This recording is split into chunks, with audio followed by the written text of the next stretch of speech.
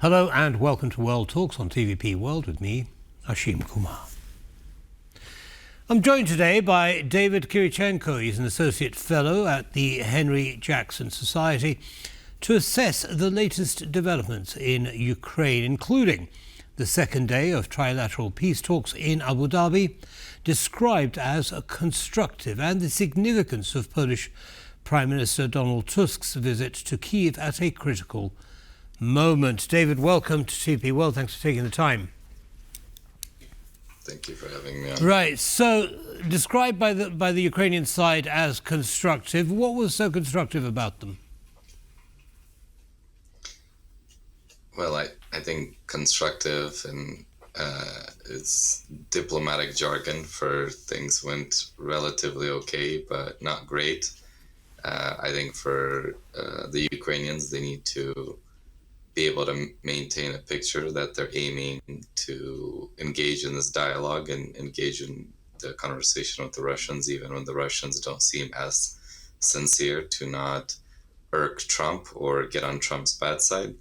And I think for the Russians, they continue to negotiate without budging, shooting for the moon, being as paranoid as possible and trying to extract maximum concessions, and seeing that the Russians start this bombing campaign against Ukraine's energy grid, and then Trump calling Putin and saying they got a ceasefire. Then the Russians started bombing again within a few days, violating what was supposed to be a weeks-long agreement. And then I want to talk about all of, David, I want to talk about all of those things, but I just want to, just for a second, go back to the 2 days peace talks that have just concluded.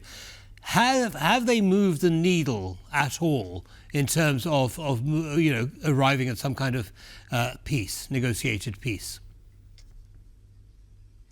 Well, I think the rhetoric certainly continues to mature. I think now they have, at least the Europeans and the Ukrainians have an agreement or tentative agreement around deployment of like military support or military troops in the event that Russia ignores, doesn't respond diplomatically to any future violations. But in terms of the Russians offering any concessions or moving the needle forward, I don't think there's been any breakthrough. And again, at the end of the day, the main point is going to be about Donetsk Oblast and just how heavily fortified that region is. And for the Ukrainians, if they give it up, that's the main line of fortifications and makes Ukraine even more vulnerable in the future for a future. Right. So, I mean, the main sticking points, of course, have been that, the Russians want the rest of Donetsk region and maintain it, as their land now. And, of course, that is not possible from the Ukrainian perspective. So we're expecting no change there. And also in terms of the security guarantees, which I think you just touched on, tell us about the prisoner exchange that has occurred after these talks. So 317 prisoners in total exchanged between Russia and Ukraine. Is this significant?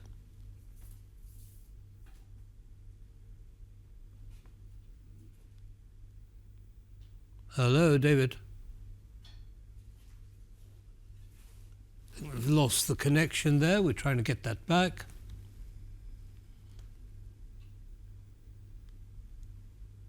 Meantime, we'll just go over what David has just been talking about. Basically, no movement from those talks in Abu Dhabi.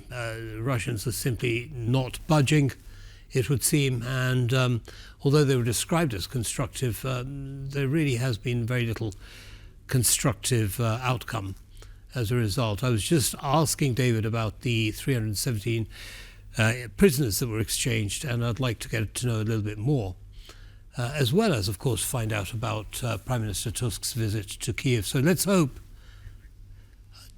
hope we have David back. David, welcome back.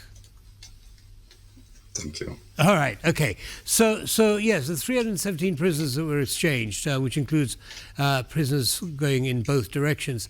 Any significance of that exchange? I think any prisoner exchange that is able to happen is a step in the right direction. Certainly, Ukraine would like to see many more prisoners be exchanged, and Russia has slowed down on the volume over the past few months. I think Russia sees less of an incentive to engage in these POW exchanges, and they're not going to get much value in terms of any political goodwill from the Trump administration by engaging in these matters. Right, okay. Now, I'd like to move on to Prime Minister Donald Tusk's visit to Kyiv. He laid a wreath at the memorial for dead soldiers in Kyiv, and an exchange was discussed of weaponry. Tell us more about that. Yeah, so right now, as they're engaging in these conversations about what a post-war settlement could look like for Ukraine, they're realizing that the most important thing that the Ukrainians can have is security guarantees by themselves and backed by the armaments that the Europeans can provide. And Ukraine and its close allies like Poland are increasingly talking about what are some of these long-range systems or weaponry that Ukraine can receive to ensure that in the event of the conflict breaking out again, Ukraine can inflict even greater damage upon the Russians. Right, and there's also talk, isn't there, of Ukraine's sharing its drone expertise, and it has become an expert, a world leader in the production of drones, with Poland in exchange for MiG fighter jets and air defense systems. When's that going to happen? How far along that road have we gone with this deal? When do we expect it to take place? Well, frankly, it's already been underway in terms of Ukraine sending drone operators and teachers to Poland, Denmark, the UK, and training them on Ukraine's drone expertise and how to operate drones and how to counter drones. And Poland throughout the war has already been transferring MiG-29. So in a way, these new agreements aren't exactly new and have already been in progress for years now. Yes, but they are a lot more focused. I mean, we just saw at the meeting, the press conference, President Zelenskyy saying that right now this is the top of the priority list in the air defense systems, because of course the energy grid is being demolished by those drones and missiles. Moving on now, and it is related, and it's the issue of Starlink. It turns out that Russia was using access to Starlink satellites to give their missiles a greater range and effectiveness. That, as far as I understand, has been changed. Can you give us the latest on that situation, please? Yeah, so the Starlinks were leveraged by the Russians to be able to fly into Ukrainian territory and beyond the normal drone ranges. Say, if these drones are typically used in 10-20 kilometers to hit targets within the immediate front line, the Russians would be able to use drones equipped with the Starlinks to have deeper connectivity into Ukrainian territory, and that would be able to hit much higher value targets, air defense systems, helicopters, aircraft, and you typically don't have air defense systems set up that deep behind the front line, say between 50 to 100 kilometers. And the Russians were using these drones equipped with Starlink to hit deeper and deeper and higher value targets. And now with the new restrictions that have been put in place, say if a Starlink is moving at a greater than around 75 kilometer per hours, it will stop working. And for the Ukrainian side, they need to formally register their Starlinks to make sure that by being registered, they can continue operating. But this will do a significant amount of damage to Russia operating its drones across Ukrainian territory. The Russians are already looking for countermeasures. In addition to Starlink, they've been experimenting with mesh networks, so they might send in an initial drone and it will fly in circles, and a drone flies past it and it bounces between the network that they set up to relay those signals to allow some of those drones to go further and strike into Ukraine. Understood. So hopefully this will lessen the impact of missile strikes on Ukraine's energy infrastructure. Now, it works, of course, to Ukraine's benefit, having access to Starlink. And I'm thinking in particular of the Kapustin Yar missile site, which was attacked by Ukraine in Russia. Quite a significant attack. What can you tell us about that? How much difference does it make to Russian capability? I think they're still going to be assessing to the extent of the damage that they were able to conduct. But to your earlier point around Ukraine needing air defense missiles and systems, you will never have enough of those capabilities to really outpace the amount of cheap drones that the Russians can be able to send in addition to missiles.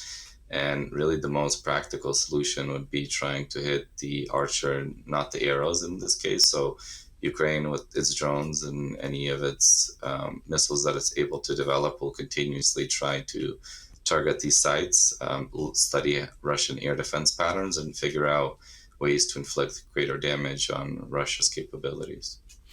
Overall, if we zoom out, how would you assess the situation in this war strategically? Are we at some kind of stalemate? Do we see some breakthrough in the near future or not? Yeah, I do think it is certainly to some degree at a stalemate, and that's something that the Russians try to fight really hard against in the perception battle, and trying to show that it is making progress. But in, say, the Pokrovsk front, when they're losing 1,000 soldiers a day, or now some of the heaviest fighting is on the Konstantinovka front, the Russians are trading enormous amounts of human life for really small exchanges of territory. And if we think about just what does it mean to take territory, what's the value of it? For example, if Israel took large swaths of the desert in Egypt, but Western powers failed to take the Suez Canal, it has a very big difference between just taking sheer amounts of territory versus something that's really strategic. And right now, Russia fighting for really just vast fields in Ukraine and losing thousands of men per day, per week. To take these territories really isn't going to change much in terms of the calculus right now. And the Ukrainians feel comfortable to continue fighting on. Putin thinks he's on the verge of a breakthrough. And right now, the Russians aren't able to make any breakthrough. So we see this relentless bombing campaign to try to freeze the Ukrainian population and force them into submission. Yes, well, fortunately, Ukrainian morale seems to be holding up. David Kirichenko, unfortunately, we're going to have to end it there. But thank you very much for sharing your analysis with our audience. Have a good evening. Thank you. Bye. And that brings us to the end of this episode of World Talks. Don't go away, lots more coming up. Goodbye.